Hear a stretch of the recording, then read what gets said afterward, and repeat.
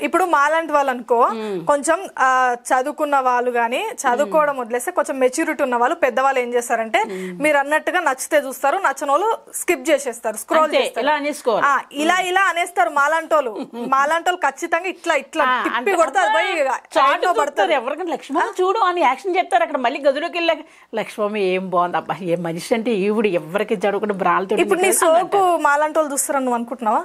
నీలాంటి వాళ్ళు ఎక్కువ చూస్తారు. మేము ఆడపిల్లలము నీ సోకు నీ అందచందాలు చూస్తాం. మళ్ళీ మీరు కూడా నన్ను చూసి నేర్చుకుంటారు. లక్ష్మమ్మే చేస్తుంది, నేను చేయనని మొదలెడతారు మీరు కూడా. అంటే ఇప్పుడు మీరు వేసుకున్న బ్రాలు మేము వేసుకొని తిరుగుతాం అంటున్నావు. తిరుగుతావని నేను అన్నాను, అది నీ ఇష్టం. కానీ అనుకుంటారు మనసులో అంతరాత్మ. అయితే ఇప్పుడు ఆ అనుష్కలు ఉన్నారు, హీరోయిన్లు ఉన్నారు, వాళ్ళ అందచందాలు వదిలేసి మాలాంటి వాళ్ళు నీ అందం కోసం ఎగబడి చూస్తున్నారా? వాళ్ళు వయసులో అయిపోయినాయి, అర్థమైందా? నా వయసులో అయిపోయినాయి, కానీ వాళ్ళు చూపించట్లేదు. ఇప్పుడు నేను చూపించున్నాను. ఇప్పుడు మీరు చూపిస్తారు.